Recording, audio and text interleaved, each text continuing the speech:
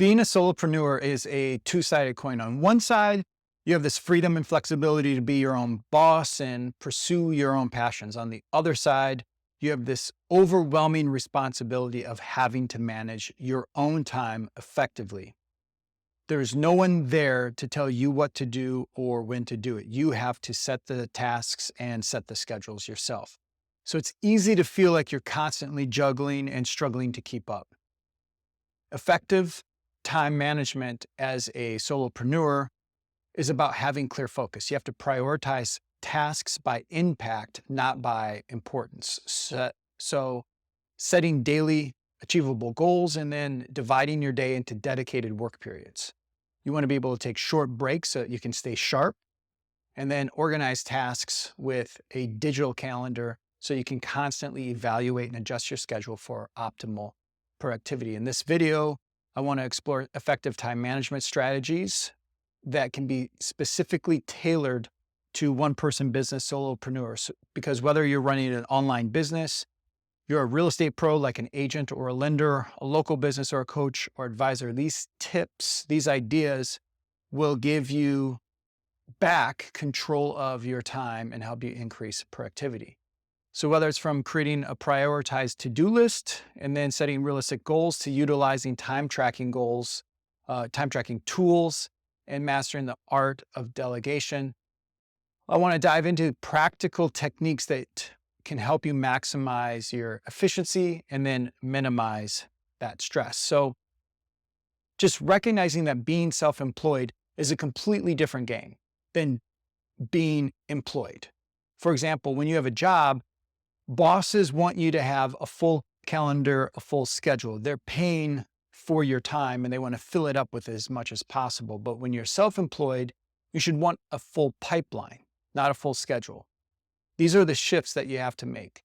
Don't let the juggling act of being a solopreneur wear you down. By implementing time management strategies, you can achieve a sense of balance and have harmony, or what I like to call alignment, to your work and your personal life. You don't want to have this idea of, I want to own a business, but then that business ends up owning you. So it's time to take charge of your time as a solopreneur and then set yourself up for success. It's hard for me to think of anything more important than time. You could talk maybe about your belief system, but I believe time can override your belief system, your mindset, what you think. Because even if you think the right things, but you don't know how to manage your time, you're going to be completely out of control and feel like there's just chaos around you. And then you're not going to be able to do the things that you have to do to make your business move forward. As self-employed people, I think it's often a temptation to work long hours and neglect your personal lives, neglect health, neglect family, neglect the reason why you even wanted to become self-employed in the first place. So without a designated time to clock out, it's easy to let work bleed into the personal time. And this will often lead to burnout and decrease your overall productivity. It's just a matter of time. It's just a matter of time of when does the overwork catch up to you. Going solo in business is like being a one-man band. It's like a one-person band. You're the guitarist, you're the drummer, you're the singer all at once. And that's cool because you get to call the shots. But that can also be a lonely gig. You miss out on the water cooler chats and those two heads are better than one moments. And then if you're a parent working from home, that's an entirely different ballgame. That's what I do. Your office is also a playground. And sometimes when it feels like your to-do list is a mile long, and then you have the kids also crawling on you because you're the jungle gym, or they're asking for some midday snacks, those interruptions can lead to some frustration and also decision fatigue. Imagine making all the calls because you have the big deals that you have to keep together, and then you have to go pack your kids' lunch or get them that midday snack. It's like your brain's running this marathon on two at a time, and there's no finish line in sight. So especially for parent solopreneurs, it's not just about keeping the business afloat. It's about making sure that you don't miss the school play, or that you're there for bedtime stories, and making sure that you are there and present, not just there, but present. The real game changer, I think, here is making sure that if you're a solopreneur, finding your tribe, your community. Networking isn't just schmoozing. It's about finding the other people that are flying solo, and then swapping the stories with them, the tips, the tricks. I remember hearing Mr. Beast talk about when he was starting off with his YouTube channel, that he had other guys that were starting off their YouTube channel. And instead of making the mistakes on his own, he would make a mistake, report back and go, here's what I learned from this. And those guys were making mistakes and report back. And so he's learning not just his own mistakes, but the mistakes of 4 or 5 other guys. So you can speed up that process of what you're learning and what you're implementing. So building a support network is key, especially if you're a parent. Maybe you want to link up with other parents who know the struggle of balancing the spreadsheets with the play dates. Maybe that's that you find a co-working space that also doesn't mind you bringing in the occasional baby that's in and giggling, or you have a community group where you can maybe trade babysitting with other parentpreneurs. Just something to think about, because we're operating with a different struggle of maybe having too much stimulus going on with that versus someone who doesn't have a family or kids. They're just kind of isolated. So it's 2 different problems that you're dealing with, and we have to look for solutions of both of those problems. So the importance of time management for a solopreneur, time management is crucial for you because it allows you to make the most of your limited resources. When you're the only person responsible for running your business, every minute counts. Effective time management helps you stay on track and then meet the deadlines and achieve your goals. And by the way, these are your goals. These are your deadlines, the things that you've set, because there's no one above you saying, lording over you, looking over your shoulder, telling you, you have to do this. So this is a game that you are creating, a game that you get to play. Make sure that's a game that you can win too, right? So good time management allows you to maintain a healthy work-life balance by setting the boundaries and setting aside the time for the personal activities so that you can avoid the burnout and maintain that passion of why are you off trying to do this crazy challenge of working for yourself? Anyways, common time management traps and how to avoid them. As being someone who's self-employed, it's easy to fall into the common time management trap of not having structure and accountability. So without a boss or colleagues to hold you accountable, it's going to be tempting, it's going to be alluring to procrastinate or get sidetracked by non-essential tasks. So here's a few of the big time management traps that I have observed, and then how you can sidestep them. Number 1 is what I call the perfectionism trap. So you're polishing up that graphic for the 10th time, and maybe it's for a logo that you don't even need for your own business. Or maybe it's for a graphic as a graphic designer for a client.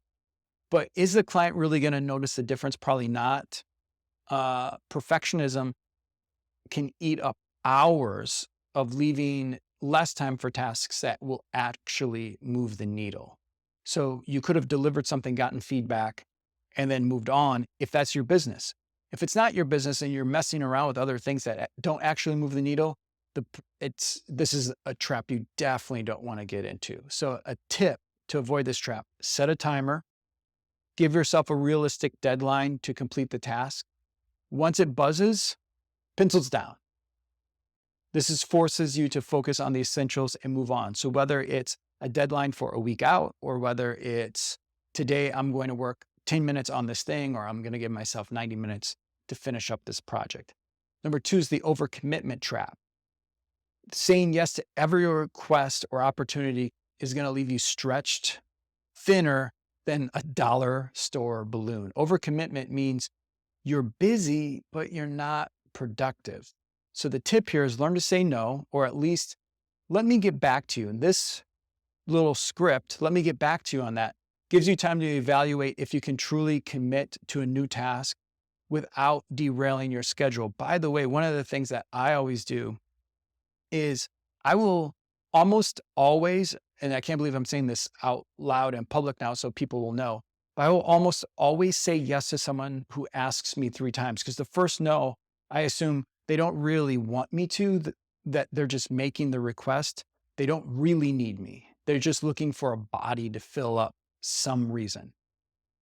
So I say no. The next time they ask me, I go, well, I'll say, let me get back to you. If they come at me again, the second no will be, well, let me give that some consideration now that I know more about it. And if they have the desire, the gumption to come at me again, then I'll say, okay, yeah. So I kind of have a 3 asks, then I'll say yes rule. The third trap is the multitasking myth. If you're juggling multiple tasks at once, you can feel efficient, but that's a mirage. It's a mirage. It's an illusion. Multitasking usually leads to more mistakes, and then the outcomes aren't as effective as they could be, and they're going to be delivered on probably later than what they could be if you were singularly focused. So the tip here, single task with purpose, be intentional, pick one task, set a goal. Here's what success looks like. Go at it until it's done, or you've hit that predetermined checkpoint because you have the timer on it now. A bonus tip for this, multitasking is bad, but I believe even worse than that is multi-projecting. So you have a bunch of different projects going on at the same time, and you never really ship, and which means you never really get results. So let's say you have, for your business, you want to do lead generation, lead conversion, you want to have a sales script, and then you want to have a referral getting program in place. So you have 4 different projects, and you work a little bit on those for a 4-month period, and finally, somehow you get them all done. Instead of you shipped the lead generation campaign month 1. Now that's working for you. Month 2, you ship the lead conversion campaign. Now leads are coming in. Now leads are converting after 2 months instead of 4 months. Then you have a better sales script. So now you can close at a higher percentage month 3, and then you can implement the referral getting campaign in month 4. So do you see how you can multiply your business by cutting out the multi-projecting and getting focus on one project at a time? Trap number 4 is what I would call the distraction rabbit hole. It's you go, I'm going to take a quick social media check. I'm going to take a quick smoke break, quick coffee break, and then that turns into an hour-long scroll fest on social media. Or I got to go check this resource out on YouTube because I need to find this thing for a program I'm doing or a project I'm looking up. And then you're sitting there watching YouTube videos for the next few minutes or hours.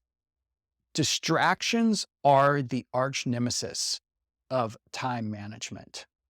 You can try to discipline yourself with as much time management tricks and tools and techniques as you possibly could think of, and be as disciplined as you can with your focus. But if you allow the distractions in, you will be distracted. So the tip here, go on a distraction diet, set specific times for checking emails, for checking social media. Use apps that limit your time on these digital candy stores. Awareness, I think, is the greatest form of accountability. If you are aware of what is happening, that allows you to create accountability for yourself. If you're playing a game, you're not keeping score, it's hard to know how hard you should play or what your next play should be.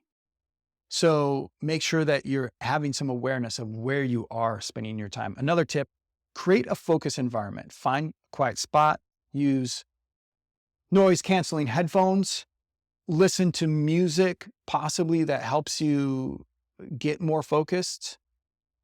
Basically, try to create a bubble where distractions can't pop in, because these traps are always sneaky.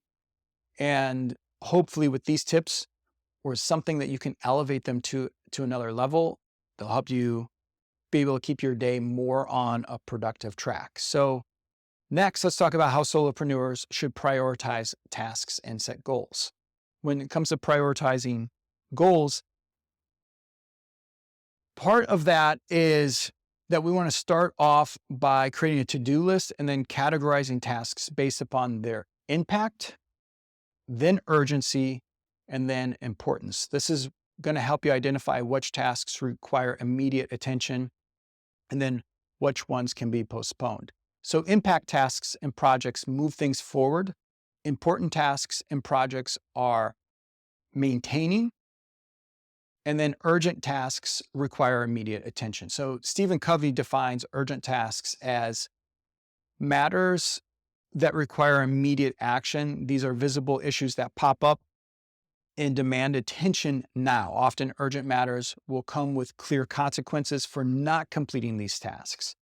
Urgent tasks are unavoidable, but spending too much time putting out fires can produce a great deal of stress and can result in burnout. So the key with urgent tasks is to get processes and people in place in order to prevent the fires from starting in the first place, so that you don't have to constantly be putting fires out. And this can be some of your impact tasks then to be put into your calendar. How do I create the system to make sure that this fire never starts in the first place? When it comes to setting goals, make sure that you know what your big goals are. And big goals, by the way, are great for problem solvers. I'll have some other videos for this, so make sure you're subscribed wherever, or liking, following wherever you're watching this video at. I'll have some other videos on big goals, or I have a blog post over on darrenpersinger.com if you want to search for big goals, darrenpersinger.com. And then after big goals, we were ready to set epic goals. But I'd say start with big goals first. When it comes to epic goals, my philosophy here is going to align with the idea that you want to have a clear direction and not be too structured, too shackled to rigid long-term goals. It's about agility and clarity, and then making sure that you're moving forwards towards a vision that can adapt to change. Because you never know when something better is going to come along, right? The idea is that as we take each step, we get more clarity. When it comes to epic goals, I like this quote from Andrew Carnegie, however you want to pronounce it. If you want to be happy, set a goal that commands your thoughts, liberates your energy, and inspires your hopes. My problem with SMART goals is they don't do that. SMART goals suck the energy and inspiration out of you. It's too specific. I mean, the first thing is specific. Yeah, we want to have some metrics in place, but I don't think SMART goals follow that definition of setting a goal that commands your thoughts, liberates your energy, and inspires your hopes. So maybe I'll do a video on why SMART goals are sucky goals at some point in time. All right, so here's 3 other problems with goal setting that I see for self-employed. And I've done a video on this before, so I'll keep this one short. Number 1, it's too focused. Self-employed people, most people, all people, get focused on obstacles. They set a goal, but then they're like, I can't do that because of something in my past or a person in my past that got in my way. And I'm still thinking about that instead of moving forward right now. Number 2, they're too big. They're too far out. We set these ginormous goals that we can't really ever picture us doing it, but we've watched too many YouTube videos about billionaires and 100-millionaire CEOs that are running that business from their coffee shop. So we think that we have to do that. That's the way that goals have to be. The third thing is that there's someone else's goals. We can't think of any goals for ourselves. we're not clear about what we want, there's been too much outside culture and society whispering in our ear or shouting in our face for us to really know what we want. It's, this is what you should want in life in order to make you happy. And then the problem with that is, you know, subconsciously that's not going to make you happy. And so you never really give it your full commitment because you don't want that goal. You don't want that outcome anyways. So we don't want to borrow someone else's goals. We want to set our own goals. When it comes to goals, let me share with you what I call cascading goals. This is a really simple way, technique-wise, not what type of goals should you set, but how you should set them. So cascading goals. First, chart the course. You want to set your yearly aim. Think of your yearly plan not as a fixed goal, but as just your direction, your aim, not a destination, a direction. So is there a theme of your professional year coming up that you want to define it as? Maybe it's adding leverage in your business. Maybe it's deepening relationships with your clients.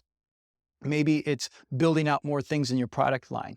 It's a compass that will give you general direction then to help you go, but then it gives you flexibility to navigate through some unpredictableness of business, which, I mean, that's life.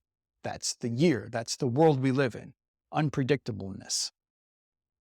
And then just accepting, realizing that the path becomes more clear the more progress you make. So don't get caught up with, I have to have this specific thing at the end of the year that's so clear that I can envision it. No, what's your aim? What's your direction? Get started.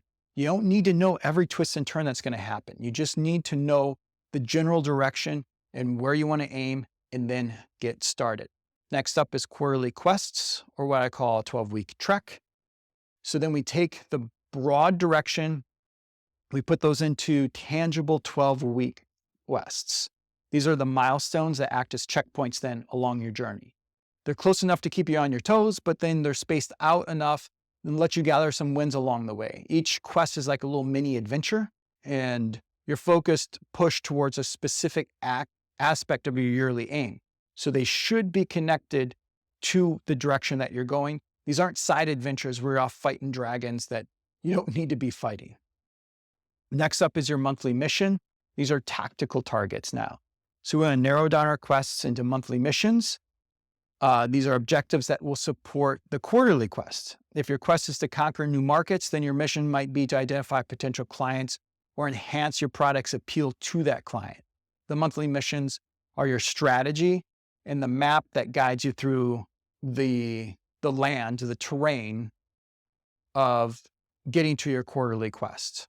And then your weekly wins. So these are immediate action items.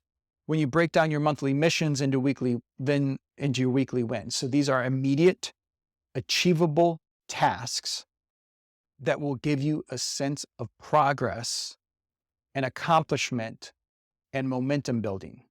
They're the steps that you want to take to climb the mountain to your monthly mission. So if your mission is to enhance a product, a weekly win could be to complete a feature upgrade or gather customer feedback. If your mission is to grow your audience or your database by 100, then a weekly win would be to get 25 new leads or signups.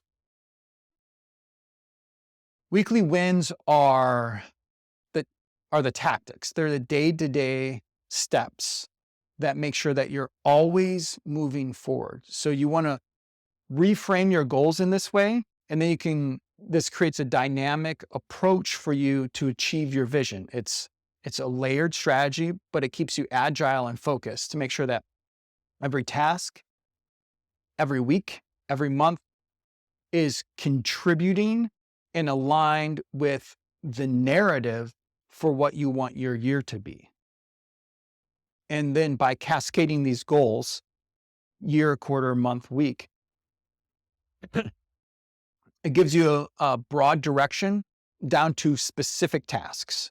You're creating goal setting style that it's both flexible and focused. It allows you to pivot at opportunities.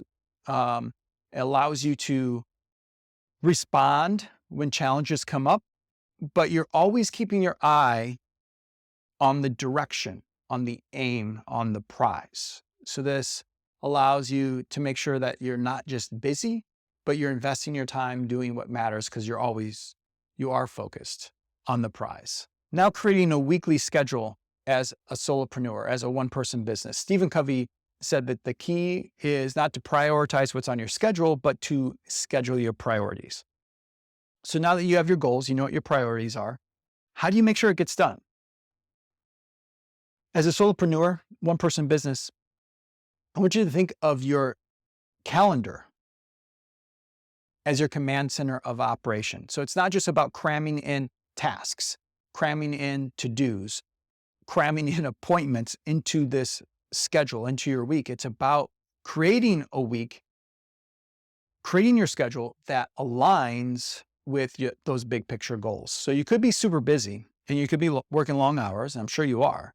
But if it's not connected to the big result and the thing that moves the needle, then it's pointless. And if you're feeling burned out, if you're feeling not motivated, it probably all feels kind of pointless. And that's what's going on. And so that's what we have to correct. So this approach to building a schedule is ambitious, but it's doable, and it's going to help you stop avoiding that burnout where you can start to feel some momentum and some excitement again with what you're doing. In my opinion, it's the best weekly planning and schedule for a self-employed person who needs structure and also to go with the flow. If your business is that of kind of if you're like, let's say a graphic designer, maybe you don't need this because as a graphic designer, you aren't dealing with clients maybe often. You're like, okay, give me the assignment and then get out of here. You can control your schedule. For some self-employed business, the interruption of the client is just a part of it. I know like for real estate pros, if a buyer calls and says they want to go look at the house, the agent can't say, okay, I can squeeze you in 3 weeks from now. That's not going to happen. If an insurance agent or life insurance agent has an appointment, they can't schedule them out a month at a time. Like, well, I have a waiting list in order to get life insurance. So it depends on what you need. But if you're someone who wants structure to get things done, but also able to go with the flow because you want to go meet with clients, I think this is the best way to do it. Here's how I look at it. You want to have a monthly beacon. This is a heads up. So you start with the end in mind. On average, people will spend 20 to 30 hours pre-travel planning. That's 5 days away from work, spending 20 to 30 hours planning that trip. And how much time are you going to actually be on that vacation? So take a look at that now. As far as work goes, how much time are you spending on planning your next month of work? I'm not saying you need to spend 20 to 30 hours, but can we agree that something should be invested in planning out your next month? If you're willing to plan a weekend getaway or a 5 days vacation, Yogi Berra, if you don't know where you're going, you'll end up someplace else. I don't know what it means, but I think it makes sense in this context. So what's your beacon in the fog for the month? Maybe it's a revenue target, product launch, new client that you want to land. Your weekly plan should be stepping stones to that goal. This way that every week you're not just busy, but you're building towards something big. The next thing is what I call the top-down model, and it goes people first. So you start with the people in your life, don't neglect them, get them on your schedule, get them on your schedule. Date night with the spouse, family, friends, get them on your schedule. Be intentional about this. Clients, network. Yes, those people matter. If you believe that, if you believe people matter, get them into your schedule, not just projects, not just to-dos. Put people in your schedule. If you believe they matter, put them in the schedule. Don't make it an afterthought. Next after people, personal. You're the engine of this whole operation. Block out time for your well-being. 3 areas that I look at for personal: mind, body, soul. What can you look at to feed your mind? Where's your gym time to take care of your body? What's good for your soul? Is that quiet coffee before the world wakes up? Is that meditation? Is that time in the Bible? Getting closer to Jesus? Mind, body, soul. Personal's the second thing. And then finally, projects. Projects, so now you bring in the big guns. This is the projects that push you towards the monthly goal. We want to break them down into bite-sized tasks, spread them out. No cramming allowed on this. And so that brings us into what I call the space and pace model. With scheduling, with our planning our week, tell me if this sounds familiar. We front load it. We put our appointments on Monday or Tuesday, all of our projects here, the meetings here. So we have this heavy front load of marathon tasks and meetings on Monday and Tuesday, and then they start to fizzle out by Wednesday, Thursday, and Friday. But we still think we have to do stuff and be busy on that. What I suggest, what I submit to you is spread them out. Give yourself some breathing room each day for unexpected opportunities or problems that pop up. So that spacing prevents burnout, and then it keeps you nimble for when fortune knocks, for when destiny shows up. You don't want to be in a meeting, back to back meetings, when destiny shows up and says, hey, here's an opportunity for you. Sorry, can't meet with you right now. Maybe come back tomorrow, destiny. So space and pace. Don't try to cram them into Monday or Tuesday. Start in the middle of the week.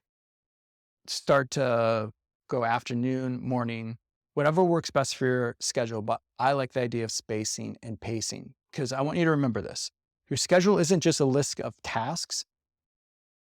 It's a reflection of your priorities. By giving space to people in your priorities, in your schedule, by giving space to people, to personal time, to projects, you're building this rhythm that keeps you moving forward without running yourself ragged. And it's always, I think, important to keep open slots. Your life as a solopreneur, as an independent contractor, as a freelancer, it's going to be full of surprises.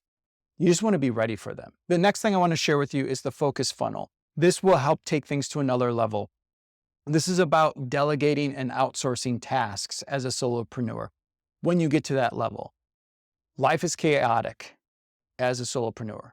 The focus funnel is going to be your compass to navigate all these tasks that can threaten to capsize your day. So at the very top, the first thing that we want to do with the focus funnel is eliminate. Art of saying no. We want to just get rid of stuff. Ask yourself, is this essential? If it's not moving you closer to your goals, it's just noise. Be ruthless. Cut out the fluff. This isn't just about saving time. It's about clearing mental space for the big plays. And then remember that every yes is a no to something else. So we want to eliminate stuff. We don't want to automatically delegate it because we don't want to say, here, this is a waste of my time, so let me waste your time and my money. So the first thing we want to do is eliminate. Next thing then, automate. Power of technology, whether it's using AI or other pieces of technology, a CRM. Make technology your workhorse. Scheduling social media posts, automating invoice reminders. Find the tools that help you do the job without you. Automation is like cloning yourself. I can't tell you how many times I've heard coaching clients say to me, I wish I could clone myself. You can. Automation. There's a lot of technology. You can't automate relationships, and you can't automate your expertise, and you can't automate your wisdom, and you can't automate your delivery, but there's a lot of things you can automate. So automate. The next one then is delegate. Strength in numbers. You might be solo, but that doesn't mean you have to go it alone. You might be solo and you might want to do it yourself, but that doesn't mean you have to figure it out yourself. So if a task is necessary, but it's not within your wheelhouse, pass the baton off. Hire a freelancer, hire a virtual assistant, hire another solopreneur that's trying to succeed also, And then trade that skill. If you can't hire them, trade the skill with it. Like, hey, I'm good at marketing, you're good at graphic design. I'll do this if you do this for me. Delegation isn't a sign of weakness, it's a strategy for growth. You don't get bonus points for figuring it out yourself, for taking longer. The outcome, the result is what you're getting rewarded for. Don't think you have to do it all on your own just because you're self-employed. And this is where you don't want to get caught up in automation too much. You want going back a step, like, oh, I want to figure out how to automate this. And then you spend 12 hours of your time. Let's say it's 16 hours of your time. That's 2 work days trying to figure out the automation when you could have just delegated it. And that person who's an expert in it figures it out in 2 hours. So if you can't figure it out, then delegate the automation creation even. And then finally, regulate. I like to call this the systems symphony. At the very narrow end of this focus funnel, we have regulate.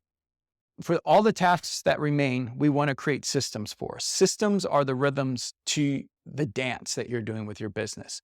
They make sure that you're consistent, that there's quality, that you have a playbook for when things get hectic. One of my favorite things about systems, it allows me to remember where I left off. Instead of feeling like I have to finish this project, because if I'm in the middle of it, I'm going to feel nervous or I can't get my momentum back. I like having a system and a checklist. So if the kid needs a snack, I can leave this in the middle, go make the snack, take a little breather, come back and go, I know where I'm at because this step before was this and the step after is this. Systems are beautiful. Create systems for everything that's left over. So what's left then at this bottom, some mantras to keep in mind. Don't procrastinate, concentrate. Focus is a solopreneur superpower. Hone in on what matters and then give it all. If you need help, collaborate. 2 heads are better than 1, even if the other head is on a Zoom call or a FaceTime 1,000 miles away. And then keep it simple. Don't complicate. Complexity is the enemy of execution. The more simple your processes, the smoother your day is going to run. The focus funnel isn't just about doing less. It's about doing what's right. It's about making sure that every piece of your day serves your journey to that top, to that direction that you're aiming for. Because as a solopreneur, your time isn't just valuable. Besides your skills, it's the only thing. Here's another video on productivity called Minimalist Productivity. If you like this one, I think you're going to like that one also.